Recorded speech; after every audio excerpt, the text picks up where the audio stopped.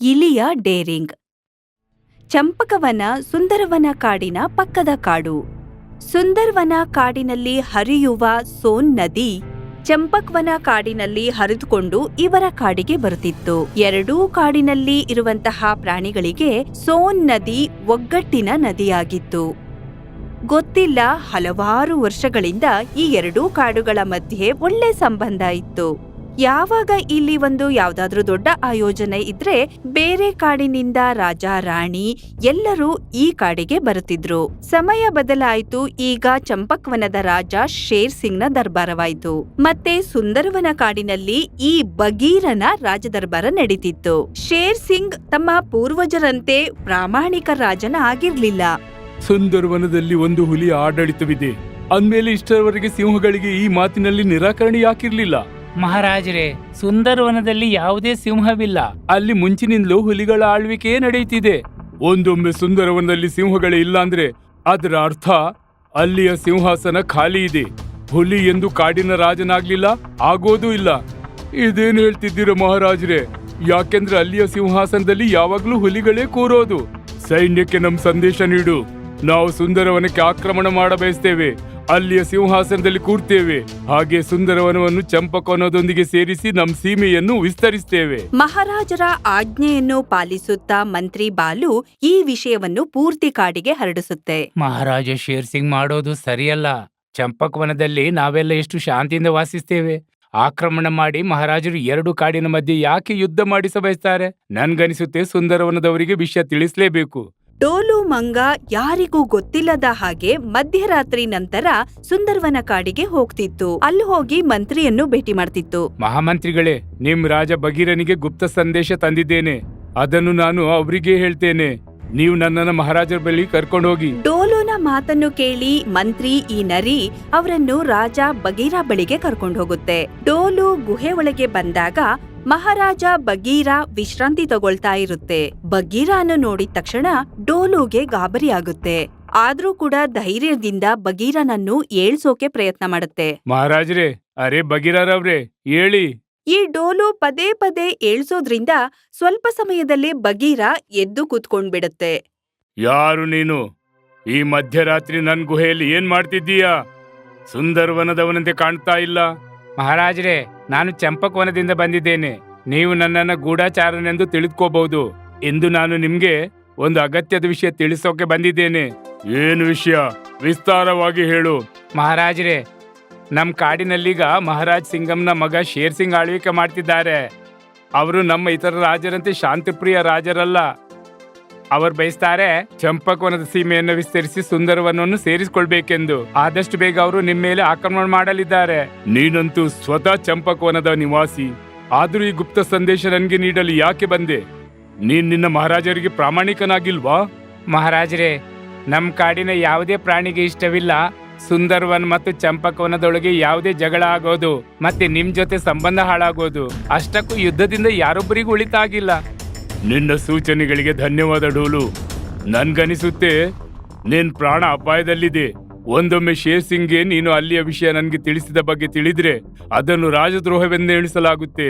ಮತ್ತೆ ನಿನ್ಗೆ ಮರಣದಂಡನೆ ವಿಧಿಸಲಾಗುವುದು. ಈಗ ನೀವೇ ಹೇಳಿ ಮಹಾರಾಜರೇ, ನಾನೇನ್ ಮಾಡ್ಲಿ? ನೀನು ನಿಶ್ಚಿಂತೆಯಿಂದ ನಮ್ ಕಾಡಿನಲ್ಲಿರು. ಆ ರೀತಿ ನೀನು ಸುರಕ್ಷಿತನಾಗಿರ್ಬೋದು. ನಿನ್ಗೇನು ತೊಂದರೆ ಆಗದಂತೆ ನಾವು ನೋಡ್ಕೊಳ್ತೇವೆ. ಡೋಲುನ ಗುಪ್ತ ಮಾತನ್ನು ಕೇಳಿಸ್ಕೊಂಡು ಬಗೀರ ತನ್ನ ಸೈನಿಕರಿಗೆ ಸಾವಧಾನದಿಂದ ಇರೋಕ್ ಹೇಳುತ್ತೆ. ಮತ್ತೆ ಸುಂದರವನದ ಗಡಿಯಲ್ಲಿ ಎಲ್ಲರಿಗೂ ಎಚ್ಚರಿಕೆಯಿಂದ ಇರೋಕ್ ಹೇಳುತ್ತೆ. 2 ದಿನದ ನಂತರ ನಾವೆಷ್ಟು ಸೈನಿಕರು ಹುಲಿ ಅಥವಾ ಬೇರೆ ಪ್ರಾಣಿಗಳನ್ನು ಗಡಿಯಲ್ಲಿ ಕಾವಲಿಗಿಟ್ರು ಒಂದೊಮ್ಮೆ ಶೇರ್ ಸಿಂಗ್ ನಮ್ ಕಾಡಿಗೆ ಆಕ್ರಮಣ ಮಾಡಿದ್ರು ನಾವು ಗೆಲ್ಲೋದಂತೂ ಸಾಧ್ಯವೇ ಇಲ್ಲ. ಶೇರ್ ಸಿಂಗ್ನ ಬಳಿ ಹುಲಿ ಮತ್ತು ಕರಡಿಯ ದೊಡ್ಡ ಸೈನ್ಯವಿದೆ. ಇವರ ಶಕ್ತಿಯುತ ಸೈನ್ಯದ ಮುಂದೆ ನಮ್ಮ ಸೈನಿಕರು ದುರ್ಬಲರಾಗಿದ್ದಾರೆ. ನಮ್ಮ ಸೈನಿಕರ ಆತ್ಮವಿಶ್ವಾಸ ಕಡಿಮೆ ಮಾಡಬೇಡಿ ಮಹಾರಾಜರೇ. ನಮ್ಮ ಸೈನಿಕರು ಯಾರಿಗೂ ಕಮ್ಮಿ ಇಲ್ಲ. ನಾವು ಸುಂದರವನಕ್ಕಾಗಿ ನಮ್ಮ ಜೀವ ಕೊಡೋಕ್ಕೂ ರೆಡಿ. ನನ್ಗೊತ್ತು, ನೀವೆಲ್ಲ ಧೈರ್ಯವಂತ ಸಿಪಾಯಿಗಳ ರಾಜಭಕ್ತಿಯ ಮೇಲೆ ನನ್ಗೇನು ಸಂಶಯವಿಲ್ಲ. ಆದ್ರೆ ಸತ್ಯ ಏನಂದ್ರೆ ನಾನು ಯುದ್ಧವನ್ನು ಇಷ್ಟಪಡೋದಿಲ್ಲ. ನಾನು ನನ್ನ ನಿರಪರಾಧಿ ಸೈನಿಕರ ರಕ್ತ ಹರಿಯೋದನ್ನ ನೋಡ್ಲಾರೆ. ಏನ್ ಮಾಡೋದು, ಏನೊಂದು ಉಪಾಯ ಹೊಳಿತಿಲ್ಲ. ನೀವೆಲ್ಲ ಈ ಯುದ್ಧಕ್ಕೆ ಸಿದ್ಧರಾಗಿದ್ದರೆ ಸರಿ, ಈ ಯುದ್ಧ ಅವಶ್ಯ ನಡೆಯುತ್ತೆ. ಮರುದಿನ ಶೇರ್ ಸಿಂಗ್ ಕಾಡಿನ ಒಂದು ಪ್ರಾಣಿಯ ಜೊತೆ ಬಗೀರನಿಗೆ ಒಂದು ಸಂದೇಶ ಕಳಿಸುತ್ತೆ. ಈ ಚೀಟಿಯನ್ನು ಓದುತ್ತಾ, ಬಗೀರ ಕಾಡಿನ ರಾಜ ಶೇರ್, ಆದ್ದರಿಂದ ನೀವು ಸುಂದರವನವನ್ನು ನಮ್ಮ ವಶಕ್ಕೆ ಕೊಟ್ಟು ಇಲ್ಲಿಂದ ಜೀವ ಉಳಿಸ್ಕೊಂಡು ಹೋಗ್ಬೇಕು. ಇದು ನಿಮಗೆ ಒಪ್ಪಿಗೆ ಇದ್ರೆ ಸರಿ, ಇಲ್ಲ ಅಂದ್ರೆ ನಾಳೆ ಸೂರ್ಯೋದಯ ಆದ ತಕ್ಷಣ ನಾವು ಸುಂದರವನಕ್ಕೆ ಆಕ್ರಮಣ ಮಾಡ್ತೀವಿ. ಈ ಸಂದೇಶದಲ್ಲಿ ಬರೆದ ಹಾಗೆ ಆಯ್ತು. ಮರುದಿನ ಸೂರ್ಯೋದಯ ಆದ ಕೂಡ್ಲೆ ಶೇರ್ ಸಿಂಗ್ ಸುಂದರವನದ ಕಾಡಿಗೆ ಆಕ್ರಮಣ ಮಾಡ್ತಾರೆ. ದಿನವಿಡೀ ಚಂಪಕ್ವನ್ ಮತ್ತು ಸುಂದರವನದ ಕಾಡಿನ ಮಧ್ಯೆ ಹೋರಾಟ ನಡೆಯುತ್ತೆ. ಸಂಜೆ ಆಗುತ್ತಲೇ ಯುದ್ಧ ನಿಲ್ಲುತ್ತೆ. ಶೇರ್ ಸಿಂಗ್ ತಮ್ಮ ಸೇನೆಯ ಬಳಿ ಬರುತ್ತೆ. ಈ ಬಗೀರನ ಸೈನ್ಯ ನಾವು ಊಹಿಸಿದ್ದಕ್ಕಿಂತ ಹೆಚ್ಚು ಪರಾಕ್ರಮಿಯಾಗಿದೆ. ನನ್ಗನಿಸೋದಿಲ್ಲ ಈ ರೀತಿ ಯುದ್ಧ ಮಾಡಿ ನಾವು ಅವನನ್ನು ಗೆಲ್ಲಲು ಸಾಧ್ಯವೆಂದು. ಏನಾದ್ರೂ ಬೇರೆ ಮಾರ್ಗ ಹುಡುಕ್ಬೇಕಾಗಿದೆ. ಈಗ ಯುದ್ಧ ನಿಲ್ಲಿಸಿ ಸುಂದರವನವನ್ನ ಶರಣಾಗತಗೊಳಿಸುವ ಬೇರೇನಾದ್ರೂ ಉಪಾಯ ಮಾಡಬೇಕಾಗಿದೆ. ಮಂತ್ರಿ, ನಮ್ ಚಂಪಕವನದಿಂದ ಹರಿಯುವ ಸೋನ್ ನದಿಯ ಮೇಲೆ ಅಣೆಕಟ್ಟು ರಚಿಸು. ಸುಂದರವನಕ್ಕೆ ಹರಿಯುವ ನೀರನ್ನು ನಿಲ್ಲಿಸು. ನಾವು ನೋಡ್ತೇವೆ ನೀರಿಲ್ಲದೆ ಅವರೆಷ್ಟು ದಿನ ಬದುಕಲು ಸಾಧ್ಯವೆಂದು. ಆದ್ರೆ ಮಹಾರಾಜರೇ, ನದಿಯಲ್ಲಿ ಹರಿಯುವ ನೀರಿನಲ್ಲಿ ಎಲ್ರಿಗೂ ಸಮಾನ ಅಧಿಕಾರವಿದೆ. ನಾವು ನಮ್ಮ ಸ್ವಾರ್ಥಕ್ಕಾಗಿ ನದಿಯ ನೀರನ್ನು ಹೇಗೆ ತಡೆಯೋದು? ಮಂತ್ರಿ ಬಾಲು, ಈ ಕಾಡಿನಲ್ಲಿ ಎಲ್ಲ ಕೆಲಸ ನನ್ನ ಇಚ್ಛೆಂತ ನಡೆಯುತ್ತೆ. ಹಾಗಾಗಿ ನಾನು ಏನ್ ಹೇಳ್ತೇನೋ ಅಷ್ಟೇ ಮಾಡಿ ನೀವು. ಒಂದೊಮ್ಮೆ ಯುದ್ಧದಲ್ಲಿ ವೈರಿಯನ್ನು ಕೊಲ್ಲೋದು ನೀತಿಯಾದ್ರೆ ತಮ್ಮ ಶತ್ರುವಿಗಾಗಿ ನೀರನ್ನು ತಡೆಯೋದು ಹೇಗೆ ತಪ್ಪಾಗುತ್ತೆ? ಮಹಾರಾಜ್ರೆ, ನೀರ್ ನಿಲ್ಸಿದ್ರೆ ಸುಂದರವನದ ಕಾಡಿನ ಪ್ರಾಣಿಗಳು ನೀರಿಲ್ದೆ ನರಳುತ್ತಾರೆ. ನೀರಿಲ್ಲದೆ ಎಷ್ಟು ದಿನ ಅಂತ ಯುದ್ಧ ಮಾಡ್ತಾರೆ? ನೀನು ಹೇಳೋದು ನಿಜ ಲೋಮ್ಡಿ. ಈ ನೀರೇ ಈಗ ನಮ್ಮ ಆಯುಧ. ನೋಡ್ತಾ ಇರು, 2 ದಿನದಲ್ಲಿ ಆ ಬಗೀರ ನನ್ ಮುಂದೆ ಮಂಡಿಯೂರ್ತಾನೆ. ಶೇರ್ ಸಿಂಗ್ನ ಆಜ್ಞೆಯಂತೆ ಕಾಡಿನ ಎಲ್ಲಾ ಪ್ರಾಣಿಗಳು ಮರದ ಪೆಟ್ಟಿ ಮತ್ತು ಹಗ್ಗವನ್ನು ಜಮಾ ಮಾಡ್ತಾರೆ. ನಂತರ ನದಿಗೆ ಸೇತುವೆ ಕಟ್ಟೋಕ್ ಬರ್ತಾರೆ. ಪ್ರಾಣಿಗಳ ಪರಿಶ್ರಮದಿಂದ ನದಿ ಮೇಲೆ ಸೇತುವೆ ತಯಾರಾಗುತ್ತೆ. ಇದ್ರಿಂದ ನೀರು ಸುಂದರವನದ ಕಡೆಗೆ ಹೋಗೋದಿಲ್ಲ. ಸುಂದರವನ ಕಾಡಿನ ನದಿ ಒಣಗಿದಾಗ ಅಲ್ಲಿನ ಪ್ರಾಣಿಗಳಿಗೆ ನೀರಿಲ್ಲದೆ ಬಗೀರನ ಬಳಿ ಬರ್ತಾರೆ. ಬಗೀರ, ಈ ಬಿಸಿಲಿನಿಂದ ಕಾಡಿನ ಪಶು ಪಕ್ಷಿಗಳು ತೊಂದರೆಯಲ್ಲಿದ್ದಾರೆ. ಅದರ ಮೇಲೆ ನದಿಯಲ್ಲಿ ನೀರು ಕೂಡ ಉಳಿದಿಲ್ಲ. ನಮ್ ಸೋನ್ ನದಿ ಬತ್ತಿ ಒಣಗಿ ಹೋಗಿದೆ. ಇಲಿಯ ಮಾತನ್ನು ಕೇಳಿ ಬಗೀರನಿಗೆ ಬಹಳ ಚಿಂತೆಯಾಗುತ್ತೆ. ನನ್ಗನಿಸುತ್ತೆ ನಾನು ಸೋಲನ್ನು ಒಪ್ಪಿಕೊಳ್ಳಲೇಬೇಕು. ಈ ರೀತಿ ನನ್ನ ಪ್ರಜೆಗಳನ್ನು ಬಾಯಾರಿಕೆಯಿಂದ ತತ್ತರಿಸಿ ಹೋಗಲು ನಾನು ಬಿಡಲಾರೆ. ನಾನು ನನ್ನ ಸೋಲು ಒಪ್ಪಿಕೊಳ್ತೇನೆ. ನಿಲ್ಲಿ ಮಹಾರಾಜರೇ, ಪ್ರತಿ ಸಮಸ್ಯೆಗೆ ಪರಿಹಾರವಿರುತ್ತೆ. ಈ ರೀತಿ ಧೈರ್ಯ ಕುಂದೋದ್ರಿಂದ ಸಮಸ್ಯೆಗೆ ಪರಿಹಾರ ಸಿಗೋದಿಲ್ಲ. ನನ್ಗೇನು ಪರಿಹಾರ ಕಾಣ್ತಾ ಇಲ್ಲ. ನಿನ್ ಬಳಿ ಏನಾದ್ರೂ ಉಪಾಯ ಇದ್ರೆ ಹೇಳು. ಮಹಾರಾಜರೇ, ನೀವು ಕಾಡಿನ ಎಲ್ಲರಿಗಿಂತ ಪರಾಕ್ರಮಿ ಸಿಪಾಯಿಗಳನ್ನು ಅಣೆಕಟ್ಟಿನ ಬಳಿ ಕಳುಹಿಸಿ ಅವರಿಗೆ ಹೇಳಿ ಒಂದ್ಸಲ ಅಣೆಕಟ್ಟು ಒಡೆಯೋಕೆ ಪ್ರಯತ್ನ ಮಾಡಲು. ಬಗೀರನಿಗೆ ಇಲಿಯ ಮಾತು ಸರಿ ಅನ್ಸುತ್ತೆ ಮತ್ತು ತಮ್ಮ ಸಿಪಾಯಿಗಳಿಗೆ ನದಿಯ ಬಳಿ ಹೋಗೋದಕ್ಕೆ ಹೇಳುತ್ತೆ. ಈ ಸೈನಿಕರು ನದಿಯ ಬಳಿ ಹೋಗಿ ನೋಡಿದ್ರೆ ಅಲ್ಲೊಂದು ದೊಡ್ಡ ಅಣೆಕಟ್ಟು ಕಟ್ಟಲಾಗಿದೆ. ಎಲ್ಲಾ ಕಡೆ ಈ ಅಣೆಕಟ್ಟನ್ನು ನೋಡಿ ಬಗೀರನ ಸಿಪಾಯಿಗಳು ವಾಪಸ್ ತಮ್ಮ ಕಾಡಿಗೆ ಬರ್ತಾರೆ. ಮಹಾರಾಜರೇ, ಅಣೆಕಟ್ಟಿನವರೆಗೆ ತಲುಪೋಕೆ ಸಾಧ್ಯವಿಲ್ಲ.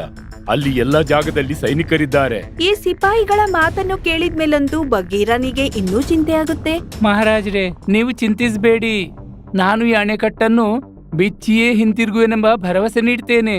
ಇಲ್ಲಿ ದೊಡ್ಡ ದೊಡ್ಡ ಸಿಪಾಯಿಗಳೇ ಸೋಲ್ ಒಪ್ಕೊಂಡಿದ್ದಾರೆ. ನಿನ್ಗನ್ಸುತ್ತಾ ನೀನೊಬ್ನೇ ಈ ಕೆಲ್ಸ ಮಾಡ್ಬಿಡ್ತೀನಿ ಅಂತ? ಪೆದ್ದು ಇಲಿ, ನೀನನ್ನ ಏನ್ ಅನ್ಕೊಂಡಿದ್ದೀಯಾ? ನೋಡು ಲೋಮ್ಡಿ, ಎಂದು ಯಾರನ್ನು ಕ್ಷುಲ್ಲಕವೆಂದೆಣಿಸಬಾರದು. ಸೂಜಿ ಇರಲಿ ಅಥವಾ ತಲ್ವಾರ್, ಎಲ್ಲಕ್ಕೂ ಅದರದ್ದೇ ಆದ ಮಹತ್ವವಿದೆ. ಎಲ್ಲಿ ಸೂಜಿ ಅಗತ್ಯವಿರುತ್ತೋ ಅಲ್ಲಿ ತಲ್ವಾರ್ ಉಪಯೋಗಕ್ಕೆ ಬರೋಲ್ಲ. ನೀನೇನ್ ಹೇಳ್ತಿದ್ದೀಯಾ? ನಾನೊಬ್ಬ ಸಣ್ಣ ಪ್ರಾಣಿ. ಎಲ್ಲಕ್ಕಿಂತ ಮುಖ್ಯ ವಿಷಯ, ನಾನು ಭೂಮಿಯೊಳಗೆ ಸುರಂಗ ತೋಡಿ ಮುಂದೆ ಸಾಗಬಹುದು. ಅದೇ ರೀತಿ ಯಾರ ಕಣ್ಣಿಗೂ ಗೋಚರಿಸದೆ ನಾನು ಅಣೆಕಟ್ಟಿನವರೆಗೆ ತಲುಪಬಹುದು. ಇಲಿಯ ಈ ಮಾತು ಬಗೀರನಿಗೆ ಸರಿ ಅನ್ಸುತ್ತೆ ಮತ್ತು ಖುಷಿ ಪಡುತ್ತೆ. ಅದೆಲ್ಲ ಸರಿ, ಆದ್ರೆ ಈ ಕೆಲಸದಲ್ಲಿ ಪ್ರಾಣಕ್ಕೆ ಅಪಾಯವಿದೆ. ಆದ್ರೂ ನೀನು ಹೋಗ ಬಯಸ್ತೀಯಾ? ಸುಂದರವನ ನನ್ ಮನೆ ಮಹಾರಾಜರೇ. ನನ್ ಮನೆಯನ್ನು ರಕ್ಷಿಸಲು ನಾನು ಏನು ಮಾಡಲು ಸಿದ್ಧ. ಈ ಇಲಿಯ ಡೇರಿಂಗ್ ಅನ್ನು ನೋಡಿ ಬಗೀರ ಇಲಿಯನ್ನು ಸೇತುವೆ ಬಳಿ ಹೋಗೋಕ್ ಹೇಳುತ್ತೆ. ಇಲಿ ಬಹಳ ಬುದ್ಧಿವಂತಿಕೆಯಿಂದ ಭೂಮಿಯ ಒಳಗಿಂದ ಸುರಂಗ ಮಾಡಿಕೊಂಡು ಆ ಸೇತುವೆ ಬಳಿ ತಲುಪುತ್ತೆ. ಮತ್ತ ಅಲ್ಲಿಗೆ ಹೋಗಿ ಯಾರಿಗೂ ಕಾಣದ ಹಾಗೆ ಒಂದೊಂದಾಗಿ ತನ್ನ ಚೂಪಾದ ಹಲ್ಲುಗಳಿಂದ ಎಲ್ಲಾ ಹಗ್ಗವನ್ನು ಕಟ್ ಮಾಡುತ್ತೆ. ಹೀಗೆ ಕಟ್ ಮಾಡ್ತಾ ಬಹಳ ಗಂಟೆಗಳ ನಂತರ ಕೊನೆಯಲ್ಲಿ ಎಲ್ಲಾ ಸೇತುವೆಯ ಹಗ್ಗವನ್ನು ಕಟ್ ಮಾಡುತ್ತೆ. ಇದ್ರಿಂದ ನಿಧಾನವಾಗಿ ನೀರು ಸುಂದರವನದ ಕಾಡಿನ ಕಡೆಗೆ ಬರುತ್ತೆ. ಹೀಗೆ ಇಲಿ ಎಲ್ಲಾ ಹಗ್ಗಗಳನ್ನು ಕಟ್ ಮಾಡ್ಬಿಡತ್ತೆ. ಇದ್ರಿಂದ ಸೇತುವೆ ಮುರಿದು ಹೋಗುತ್ತೆ. ಸುಂದರವನ ತನಕ ನೀರಂತೂ ಬಂದ್ಬಿಡತ್ತೆ. ಆದ್ರೆ ಈ ಇಲಿ ಎಲ್ಲೂ ಕಾಣಿಸೋದೇ ಇಲ್ಲ. ನಾವೆಲ್ಲರೂ ಈ ಇಲಿಯಿಂದ ಪಾಠ ಕಲಿತ್ಕೊಳ್ಬೇಕು. ತನ್ನ ಪ್ರಾಣವನ್ನು ಲೆಕ್ಕಿಸದೆ ಅವನು ನಮ್ಮೆಲ್ಲರ ಪ್ರಾಣ ರಕ್ಷಿಸಿದ್ದಾನೆ. ನನಗನಿಸುತ್ತೆ ನದಿಯ ವೇಗದ ಪ್ರವಾಹದಲ್ಲಿ ಇಲಿ ಮುಳುಗಿ ಹೋಗಿರ್ಬೇಕು. ಪ್ರಾಯಶಃ ಇನ್ನೆಂದು ಅವನು ಹಿಂತಿರುಗಿ ಬರಲಾರ. ಆದ್ರೆ ಸುಂದರವನ ಇಲಿಯ ಡೇರಿಂಗ್ ಅನ್ನು ಎಂದೆಂದು ಮರೆಯಲು ಸಾಧ್ಯವಿಲ್ಲ. ಆಗ ಮರದ ಒಂದು ತುಂಡಿನ ಮೇಲೆ ಹೀಗ್ ಕೂತ್ಕೊಂಡು ಇಲಿ ನೀರಿನ ಮೇಲೆ ತೇಲಾಡ್ಕೊಂಡು ಬರ್ತಾ ಇರುತ್ತೆ. ನೋಡಿ ನೋಡಿ, ನಮ್ಮ ಡೇರಿಂಗ್ ಇಲಿ ಹಿಂತಿರುಗ್ತಿದ್ದಾನೆ. ಇಲಿ ವಾಪಸ್ ಬಂದಿದ್ದನ್ನು ನೋಡಿ ಪೂರ್ತಿ ಸುಂದರವನದಲ್ಲಿ ಖುಷಿಯ ವಾತಾವರಣ. ಮತ್ತೆಲ್ರೂ ಖುಷಿಯಿಂದ ಕುಣಿದಾಡ್ತಿದ್ದಾರೆ.